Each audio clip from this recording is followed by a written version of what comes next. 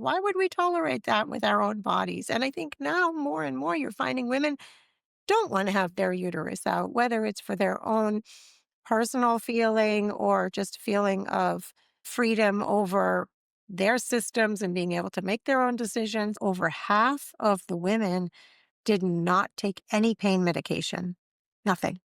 Went home with nothing. Welcome to the FemTech Health Podcast. Today we're joined by Debbie Garner, who's the CEO of FemSelect. We're going to dive into all things related to pelvic organ prolapse, the innovative InPlace device, and the importance of women's health. You're going to learn about the prevalence of pelvic organ prolapse, the minimally invasive nature of the InPlace procedure, and the need for greater awareness and innovation in women's health. All right, let's get started with today's show. I'm here today with Debbie Garner. She is the CEO of FemSelect. FemSelect has developed a minimally invasive device called InPlace for people with pelvic organ prolapses. 50% of all women will have a pelvic organ prolapse. It is a $4.5 billion market. Debbie, I'm so glad that you're here. When I heard about the work that you were doing in this space, I just, in my background as a pelvic floor physical therapist, I see so many women with pelvic organ prolapses and they're so discouraged and they can get so frustrated. And when I started reading and researching about your work, I was fascinated. Just explain a little bit about your background, how you came into this work, and thank you for being here today. Yeah, thank you for having me. This is great. I am happy to be part of the broadening of conversation about women's health or health of women, I know is now more common to say. Um, it's part of a trend, but I hope that it becomes not just a trend, but just, regular part of conversation. Um, my background was in my early years out of college was in nonprofit world, and I really felt that I wanted to help people, as I was doing my daily work, and slowly transitioned more into the business side and ended up finding pharmaceuticals as really kind of this good mix where I felt that I could, have a productive career, but also contribute back to society. And this was now more than 25 years ago, and I was working for Eli Lilly and Company, launching Evista for osteoporosis. And, this is a very similar situation because 25 years ago, there was not a lot of discussion around osteoporosis. I think people thought it was the natural process of aging. You're supposed to be hunched over.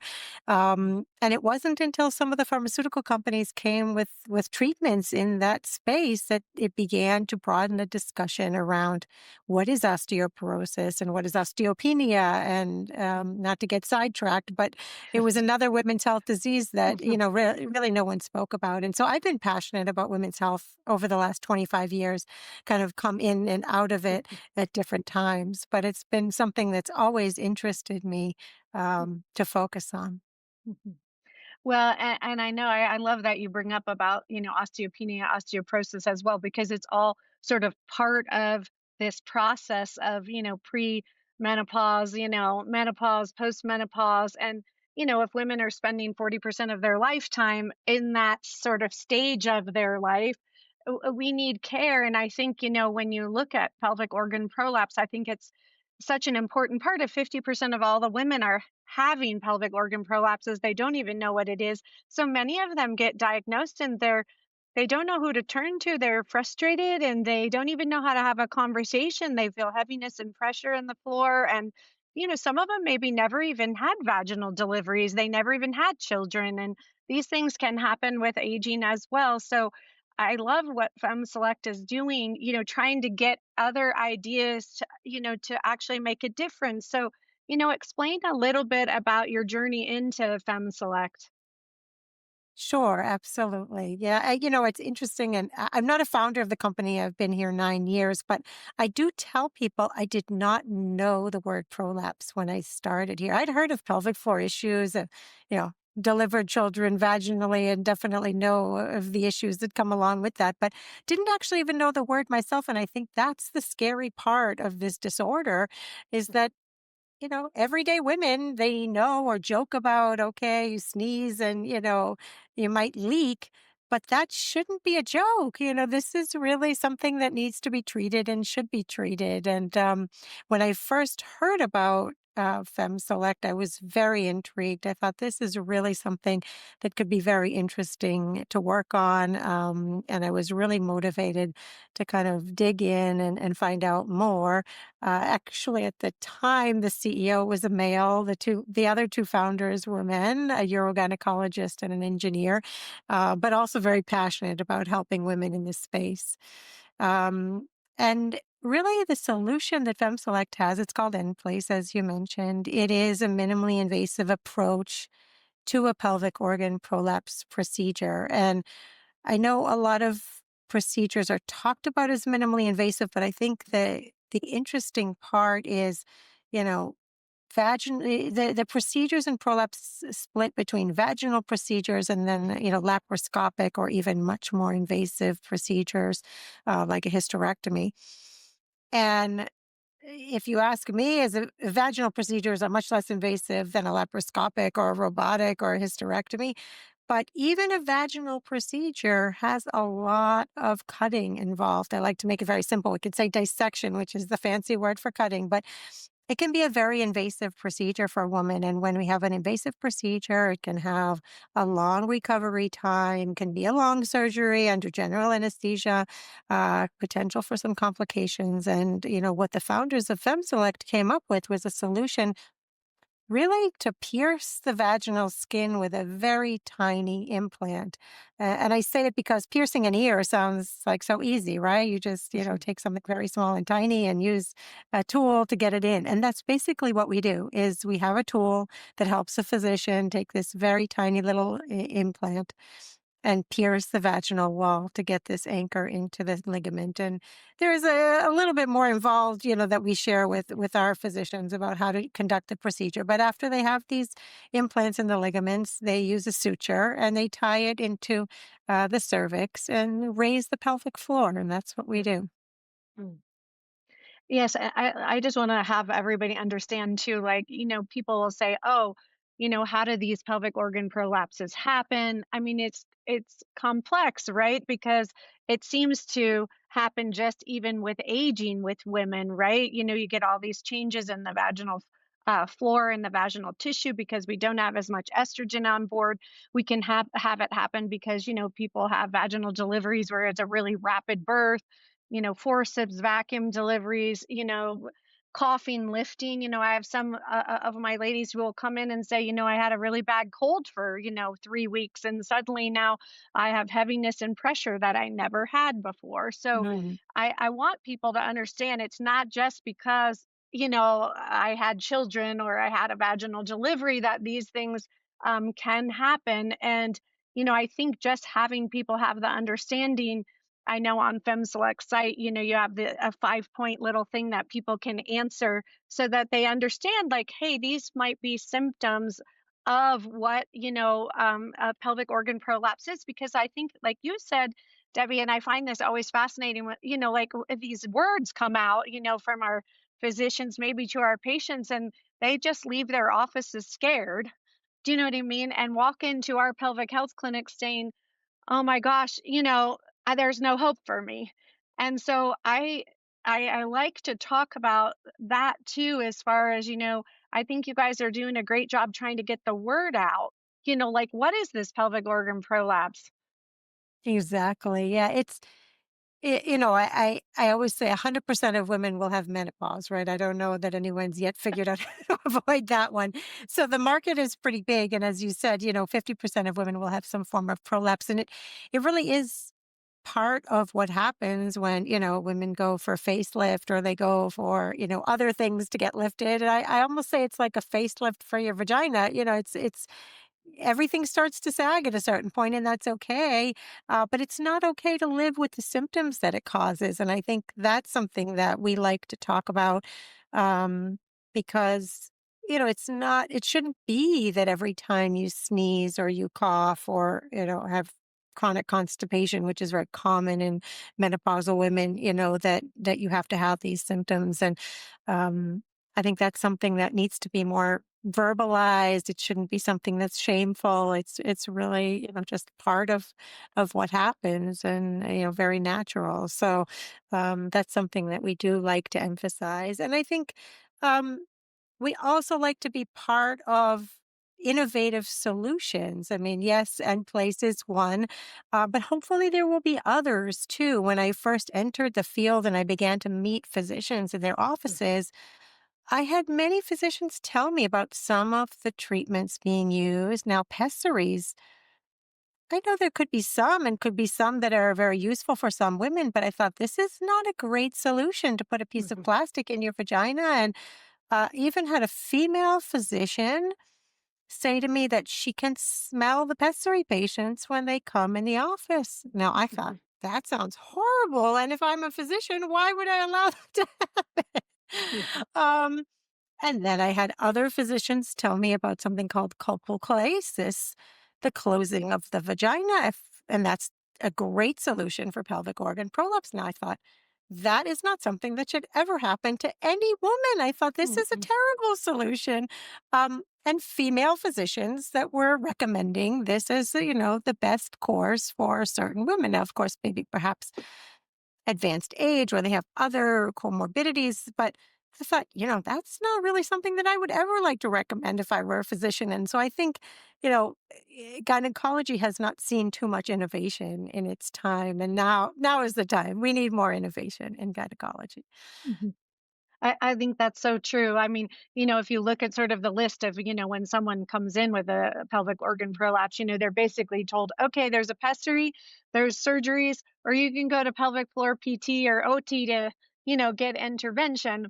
Of course, because I work in the pelvic and OT space as we do with our patients, I do feel like that facilitates advancement, right, in the musculoskeletal system. But sometimes you Yes. have a boggy, heavy uterus. And, let's just talk about that a little bit. It's almost like everybody just wants to get rid of the uterus and get rid of the cervix and, call it a day. And yet we see so many other systems actually collapse when you're removing the cervix and you're removing the uterus. I mean, I think that's the fascinating thing about the work that you're doing. I mean, explain how you're actually sparing the uterus in this procedure.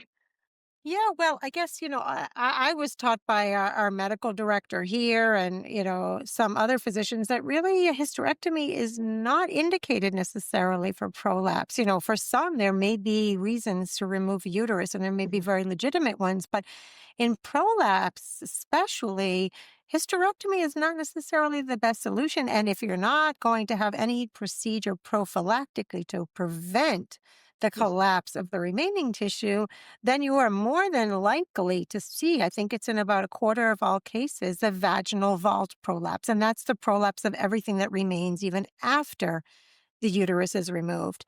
Um, so I don't see hysterectomy as being a great solution. And I think in many cases, that is sort of a default for a physician to offer that. And I read recently there was an article published in a very popular magazine that talked about hysterectomy as being the number one gynecological procedure done. And the majority of women don't even know what is going to happen. And they went into very specifics mhm, about our is it going to be a complete hysterectomy? Is it going to be supracervical hysterectomy? Is it going, are your fallopian tubes going to be taken out? Like, what is exactly going to be done? And most of these women did not even know exactly what was going to be done in the procedure. Now, why would we tolerate that? We don't tolerate that in any other area of our lives. Why would we tolerate that with our own bodies? And I think now more and more you're finding women don't want to have their uterus out, whether it's for their own personal feeling or just feeling of, freedom over their systems and being able to make their own decisions. They don't want someone to tell them they need to have their organs taken out. So um, that is something, that with end place does not need to be done because actually the sutures are tied into the cervix. If a woman doesn't have a cervix, it can be tied to the remaining tissues. And we actually do see end place used in women who have had a hysterectomy. So they don't have to mhm, have a uterus, but there's no reason to take the uterus out. In fact, keeping the uterus in is what keeps the shape of, I mean, you probably know better than I do, but I think it keeps the shape of the pelvic floor, right? If you take this Mhm, uterus out, there may be other things that start to prolapse as well. mhm. Yeah, and I think some of the data says, that a lot of people, if they have, a full hysterectomy, a lot of them don't work. Now we all of a sudden get another pelvic organ prolapse that happens, maybe of the bladder or the rectum, and I think a lot of women don't understand that. So if your surgeon is talking to you about a partial hysterectomy versus a full hysterectomy, those are two different things, and people need to understand what those are. And then, if you kind of lose that cervix part, if you do a full, hysterectomy, then, you might have the there might be more pelvic organ prolapse that actually does occur. And I think that's, a thing that people don't understand. They, come into my office and say, "What do you mean I have a pelvic organ prolapse again? I had my uterus and my cervix removed." And I mean, you and I know that sometimes there's reason, if there's cancer issues or genetic tendencies or histories towards that, we are going to have people have those things removed. But I'm just saying in general, I don't even think a woman understands the differences between all of those things. And Absolutely. you've probably seen some of the work that said, you remove a uterus, 30% of people have the possibility of like not having good ovarian function afterwards, just because some of the neurological things and that whole removal process. And I've had some young women who decided, oh, I'm just going to have a full hysterectomy, and for no cancer reasons, just to, be done with all of it. And the problem is that it affects their ovarian function. And, that's not commonplace, but it still happens. And suddenly you're putting somebody in perimenopause and menopause pretty early on. So, we're not promoting the removal of uterus and cervix. And I think that's the thing that I, find fascinating, like with InPlace. I think that's the kind of work that needs to be done, like you said, of innovation, right? So that we can have more of these ideas with people out there, like, okay, what are other solutions? Absolutely, absolutely. And it was interesting. It was explained to me, I don't have a technical background. I'm not a physician, but it was explained to me that if you think about the way you'd pitch a tent, right? You put stakes in the ground and then you tie the roof of the tent. Well, the apex of the vagina, where it's just where the uterus is what you need to keep the tent from falling Mhm, down. And so if you don't pull up the apex in some way, then your side walls are going to be falling in. And that's sort of what End Place does is we use two little tiny 4 millimeter wide anchors that go into the sacrospinous ligament. And then when we tie the sutures, it's like pulling up the roof of the tent. And we want to keep the tent up. That's the same thing in our world, in the musculoskeletal world of PT and OT care. That's our same ideas like, hey, we're working to keep that tissue nice and held up by muscular support. But sometimes we have women who, have lost some of that tonal pattern and lost some of the fascial, patterns. And the tenting is a absolutely necessary other component. But I want you to explain too, this is meshless. So I Yes. want people to have the vision of that, because a lot of my women come in and now they're so afraid, and it's almost like they don't even believe if what they've heard. And so share a little bit of that. These are sutures. Yes, absolutely. We use these two tiny little anchors attached to it's a polypropylene suture that's really just off the shelf suture. And that's really it. And then the way that the physician sutures it is what kind of creates this basket that holds up the pelvic floor. We don't use any mesh. Now, of course, you could have some physicians who cut their own mesh and implant it, which, every woman should ask her physician. There are some biologic materials that physicians are sometimes using if they think a woman needs more support. And so every woman should engage in conversation with their physician. What does he plan to put in? What does Mhm, he plan to use during the procedure? And mesh is not so used as much any longer vaginally, especially after the FDA took several of the products off the market. mhm, But many women don't realize that if they go for a laparoscopic procedure, that laparoscopically mesh is used and used quite commonly. And that is something that women should be aware of and ask their physician and know about, if it's going to be implanted. So, Debbie, right now, is InPlace available like all over the world in certain countries only? Tell us a little bit so that if women are curious or they want to talk about it with their physicians, that they actually know, where it is available. Sure, sure. Well, we are a startup that was founded in Israel, and that is where our manufacturing is done. And it is on the market here in Israel. We are also marketing pretty widely in the United States, although again, as we are a startup, we're just growing, the base of clinical sales representatives who can talk to the physicians about it. So we may not be in every city and every state, but if you reach out to us at info@femselect.com, we can tell you where the nearest physician is who's familiar with the procedure. We have occasionally had a request from someone who's approached their physician. The physician's willing to learn about it, and then conduct the procedure. But we do have many who have been trained over the last several years. It's been on the market in the last few years. We are also probably towards the end of 2025 and then into 2026, we'll be hopefully launching in several other countries. And so if women are listening to this who are outside of the US or Israel, are interested, they should reach out to us and, be in touch later in the year and we can tell them, when we will be available in more countries. So, Debbie, if a physician wants to learn, who's listening to this and wants to learn about in place, like how rigorous is the training for it? How do you go about training a physician to do this? How difficult it is? Do you have, centers who train? Share that too, because I think that's important for people who may want to look into utilizing this. Sure, sure. Well, I would say on the one hand, it's not a new procedure. This procedure called sacrospinous ligament fixation has been around for years.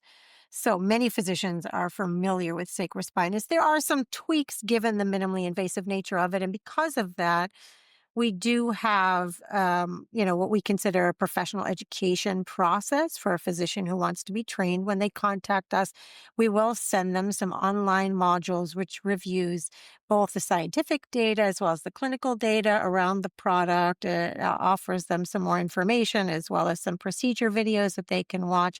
And that's about a 45-minute introduction to the procedure.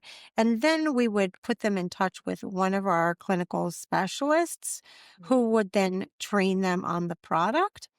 And it can be done in a variety of different ways. It can be done in their office with a anatomical model, if you will, or just a pelvic floor model that's done.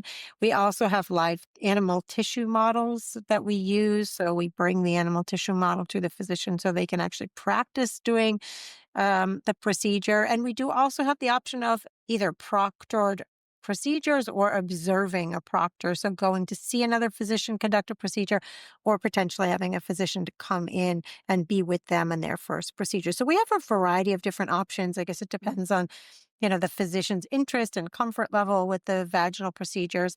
I will say that we are currently only working with those who are very familiar with pelvic floor procedures. So it's typically a urogynecologist or a Mhm. urologist who probably has been fellowship trained. It's a relatively new fellowship, FPMRS, Female Pelvic Medicine and Reconstructive Surgery. Um, for someone who was trained, in pelvic floor before there was a fellowship program, that is also okay. Or perhaps a gynecologist who is really sort of considered the pelvic floor specialist in their area. That is also another type of physician. But we typically are not training general gynecologists on the procedure. So, Debbie, talk about like how quick this procedure is too, because there's not a ton of downtime, and it seems like it's a easier procedure on a lot of women. Yeah, that is something that the real minimally invasive nature really affords the woman. And that's what we were really hoping for is to have a procedure that's quicker for the physician and quicker for the patient. So for the physician, it's typically about 25 minutes. Now, You probably know this, but typically in these procedures, sometimes there are more than one repair done at the same time. Sometimes an end place is put in for prolapse, and maybe a woman also has stress urinary incontinence or another type of prolapse that needs to be fixed. So sometimes there are more than one procedure, but if it's just an end place, it's probably about 25 to 30 minutes and does not need to be done under general anesthesia, which is important because I think a lot of women, potentially in this age category, have some other medical comorbidities and may not want to be under general anesthesia. And that is something to discuss with the physician, but it can be done under sedation so that, a woman is comfortable but does not need general anesthesia. Now, in terms of the recovery, what we found in our clinical studies is over half of the women did not take any pain medication. Nothing. Wow. Went That's home with nothing. Yeah. And, that's really nice, especially given all of the issues, in the United States with all kinds of pain medications and complications with getting addicted to pain medications. It's really nice to see that we can send women home without too much pain. Occasionally, there might be a rear buttock pain just because of where it is sutured, for a couple of days, and that usually passes. And women tell us, I mean, we have some videos and testimonials of women. One woman, she was so funny. She said, "My daughter came to make me dinner, and I told her, I'm fine. I'm going to make dinner for myself." So, that's really what we hear is that women are back, on their feet really within a couple of days. I don't want to say necessarily that evening, but um, we have quite a few testimonials of women just saying it really was, within a day or two back on their feet. And in this day and age when women are working, or taking care of mhm, children or grandchildren or whatever it may be, that, they don't want to be tied up for 6 weeks or, sitting on a ball or mhm. bleeding or having a catheter in, some physicians do choose. So I don't want to say there'll be no such thing as a catheter, but um, typically a woman can just go home and, is fine within in a day or two. Mm. That's pretty impressive, I'm just gonna tell you. We think so.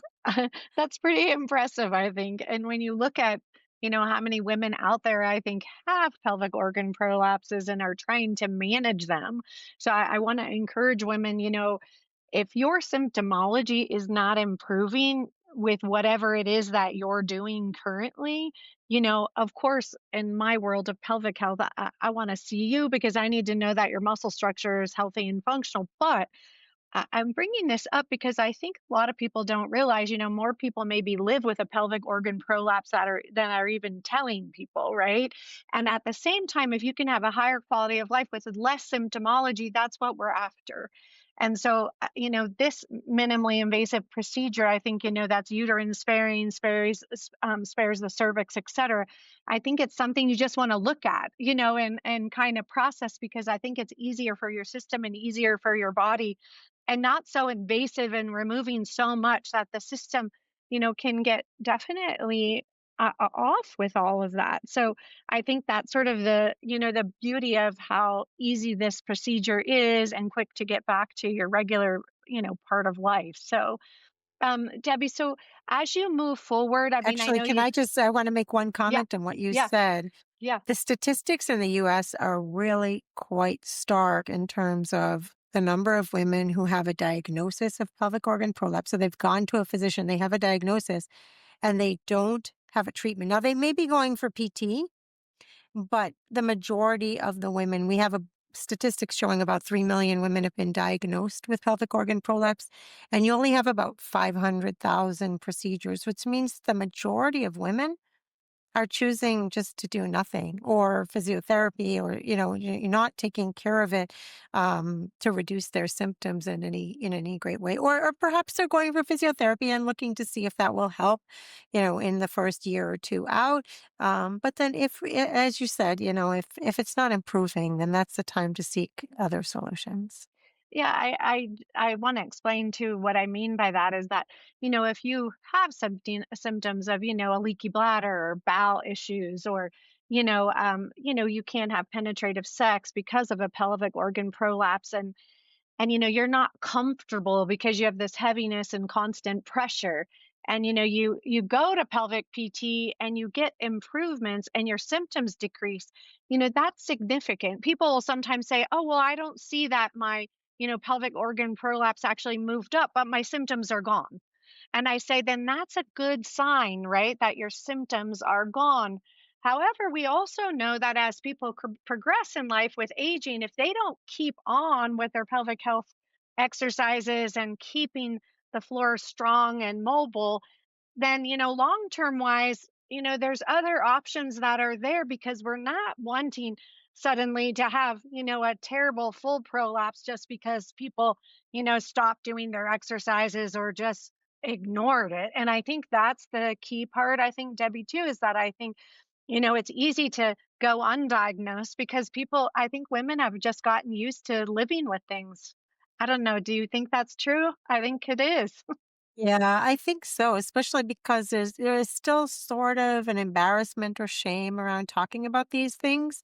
And so I think, there are some women who just choose to kind of let it go. Maybe that's just a natural course of the way things are supposed to be. And that's really unfortunate. Yes, and I just want to share with women, if you have symptoms and you don't feel yourself in the floor, and we jokingly call it, below the belt, but like those things are real things. I think you mentioned before, just like women will do a facelift or take care of all their face and everything, but they forget that their floor is just as valuable. Their sexual health, their bowel health, their bladder health is just as significant as their facial health. And so we're really trying to help women, understand like, hey, don't ignore these things. Your self care, you're getting the needs, your needs met in that area are just as important. And I think it probably is underdiagnosed, or if it does get diagnosed, it's like people just don't know what to do about it. So they just let it go and kind of do nothing. So, when you look at that whole component of it, I think we have to help people understand there's a whole musculoskeletal system down there that literally needs to have control to support, the pelvic organs and their structure. That's the job of those muscles and those neighborhoods. So, some people will even have, different surgical procedures of the anterior compartment or rear compartment, and then they forget that, well, we still need muscle function and control even post surgical.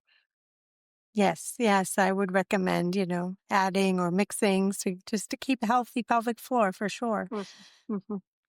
So Debbie, as you move along, in place, like how many people have actually had this surgical procedure now that you all know of, or where are you at in this progression? Yeah, we're over 3,500 procedures now in the US and Israel combined. Some of those were in, early clinical studies and now women who are just going through procedures in the United States. So we're very proud of the progress. We'd like more women to have access to it and be knowledgeable of it for sure. Um yes, very much so. So, Debbie, with your role at FemSelect, I know, you kind of shared that you're not the founder, but you've been there 9 years. And do you think that women's health, why in your mind do you think that women's health is sort of taking off or on fire right now? What is your perception of that? Well, they've always talked about statistics that women make more healthcare decisions in the household than anyone else, right? And so I think there's always been an awareness.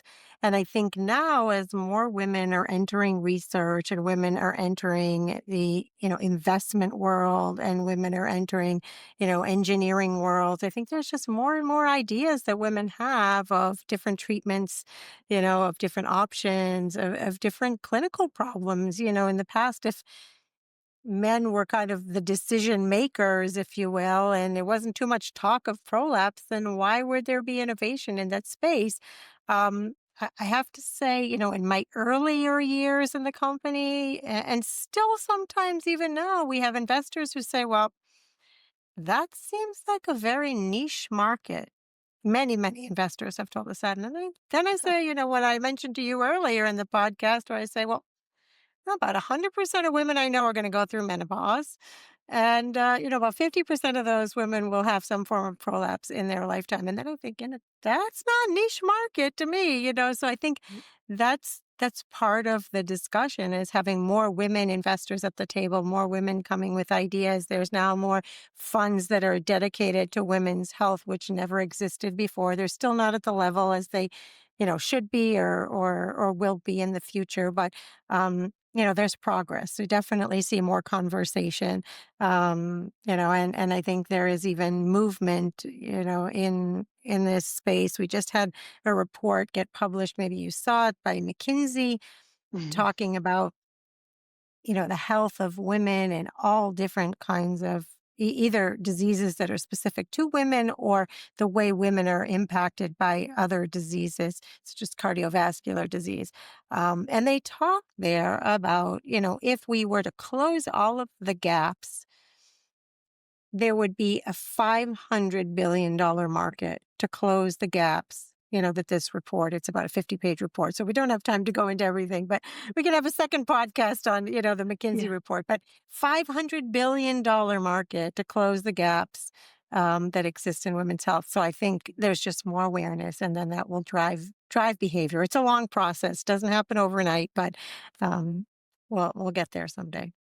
I know, Debbie, thank you for, really leading the, thought process. And, even though you're not in a medical space, but like just having the vision that this isn't a niche market and it's a really important market.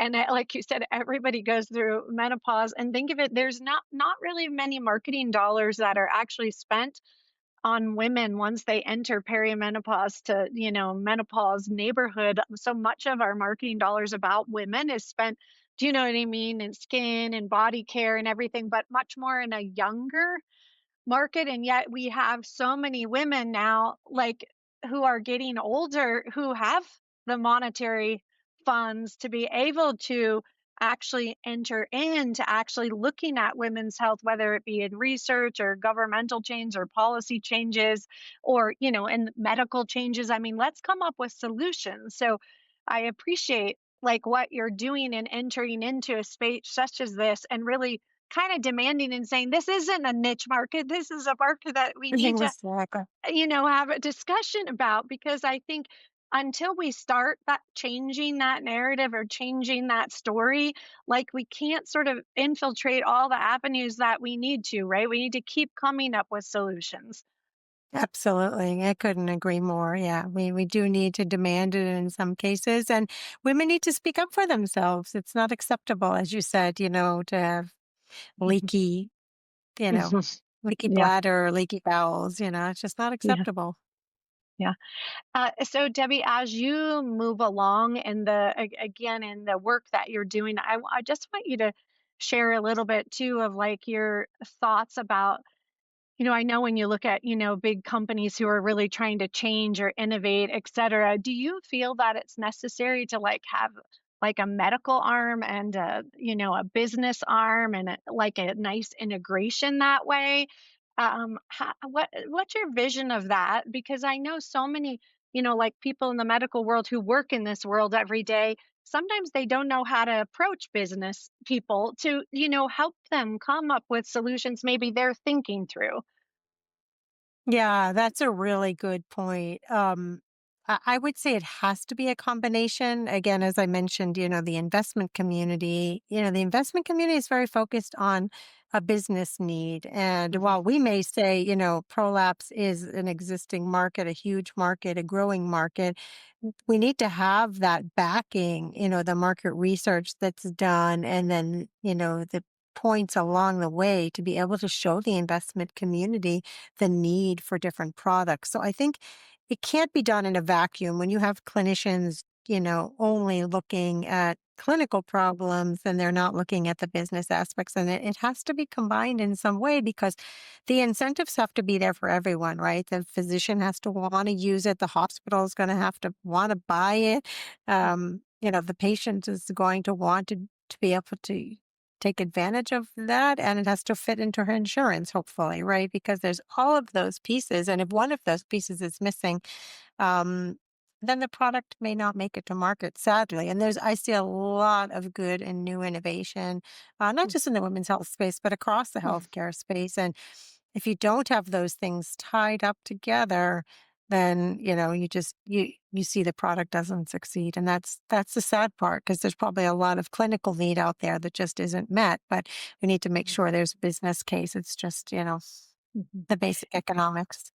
I often see, just because I live and work in the medical field too, is that, people will not know how to do that collaboration or not know how to come, to the table maybe with business people or, you know, people who actually have that component, with FemSelect, did you guys start with this product itself, or were there other products as well? Or Well, are you allowed to say where you're going? yeah, I think I can speak about some things, but, initially there was another product actually, that was evaluated also in this space to help with making vaginal procedures more minimally invasive. And I think after some initial testing and looking at, intellectual property concerns and some other business aspects, they decided that it was not gonna be so easy to market the product, and they left that and went on to the next idea, and I think that is part of a healthy process, in business planning is looking at all different kinds of options, and they dropped that and then, moved on. It's also an interesting story because I think the clinician who came up with this issue of the difficulty in the dissection or the cutting of the vaginal wall worked with the engineer who said, "Well, why aren't you just going directly?" Because he's used to the cardiovascular world and other worlds where a lot of devices are there to help enable procedures to become less invasive. And the physician said, "Oh, that'll never work," and then here we are many years later. So I think having the different perspectives at the table is very, very important. We're already on our next iteration of the device, which should come out in another month or two, which is just a little an improvement based on physician feedback. We do try to keep up with feedback from the physician community and make changes as we can. And we're always open, to new ideas within the pelvic floor space. So if there's someone listening to this who has an idea specifically in pelvic floor, we'd be happy to hear from whether it's a clinician or business person, to share with us their thoughts.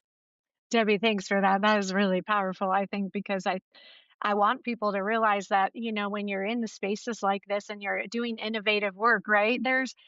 We don't call them failures, but there's challenges. You work through different processes, just like you're now advancing your own in place. It's normal, right? In this progression, I think sometimes we're looking for perfection, right, from the beginning, and that's just not the way this works, right? Right. No, no such thing as Which perfection. Which leads me to my next question for you, because you're a businesswoman and a leader and a thought, provoking woman. Tell us, how do you maintain your resilience and your passion for the work that you have and that you're doing every day? Because I think that's important for us in leadership. I know in my own organization, sometimes, something blocks, gets you stumbled up, and you have to stand back up every day because you lead a lot of people to the next place. So tell us how that works for you. Yeah, well, we all have our moments, right? Nobody is out there up days and their down days. But I would say, and this was somebody, mentioned this quote to me recently, and I think it's very appropriate. It's really a marathon more than a sprint. Because there'll be lots of little, maybe successful sprints or unsuccessful sprints, but you got to kind of keep looking like what is the long-term goal and where are we trying to go and how are we going to get there? And you're really kind of planning for that longer term because there will be ups and downs, in startup world. I've had many, ends of the year where you're not sure how you're going to make ends meet or make the budget or make the sales. And there are some failures. There are some things that, we Mhm, should have done differently, and mhm, some things that in our clinical study, we didn't have the right protocol criteria. Initially, we had to stop the study, hold it, make a change, and come back and redo. And those things happen, and that's part of life. But I think not letting it get you down or get you flustered or feeling like you got to just throw in the towel, um, is part of what keeps us going. Well, Yeah. thank you so much for being with me today. I really appreciate it, Debbie. I think it's powerful for people to hear, that collaborative work is important, that we need each division of things, whether it's the engineer, whether it's the medical side, whether it's you, business leaders, everybody needs to work together to continue to advance women's health in the neighborhood. And, we can't do these things without all of us sort of banding together. So you know, I'm excited about where, we're going in this women's health space. And, the McKinsey report is very interesting to me as, I mean, that's huge. We have a lot of work to do. A lot of work, yeah. We have a And lot of work menopause to and do. perimenopause is up there, so Oh, yeah. it definitely is, and I think that's one of the things that just, I mean, when you're a young woman, young woman, you think, oh, all about all the reproductive years, and you just, there's just this joy and this fun. You have your kids, but, you realize like, wow, that was just a component of, your life. And as a woman, suddenly now you're in this other component. And so many of us are in this other component, together because we're living longer, healthier lives together. And now kind of solving problems now, not for just this or early part over here of, the reproductive years, but now looking at how do we actually make these other years really viable and fun and full of enjoyment, right? Because we actually physically feel well. And my organization, that's our job every day is to help, women feel good in their musculoskeletal health so that then, they can do their gifting. And I think that's the beauty of like what you're looking at is that things like InPlace help us, right? So that we can actually offer ways for women to actually have a higher quality of life, in their musculoskeletal system so they can feel good and enjoy this next part. And maybe there's solutions for other things that are going to come because now a woman feels good in her physical self. Absolutely. Yeah, it's very important and having a health span, not just a lifespan, but a health span. Yeah, I love that. Important. That. Well, Yeah. thanks, Debbie. I'll look forward to talking to you again. I love the work that you're doing. The more that we can all work together. And she mentioned out there, right, you guys, that if you have ideas in the pelvic organ prolapse world, hey, we're all talking all the time. This is the reason for our FemTech Health podcast. Please reach out to us with any questions or things that are running around in your mind about solutions as well. So thanks again, Debbie, FemSelect, for their work they're doing and in place. Thank you, Sherry. Thank you so much for having me and for focusing on prolapse in this conversation. I think it's important. Get the word out.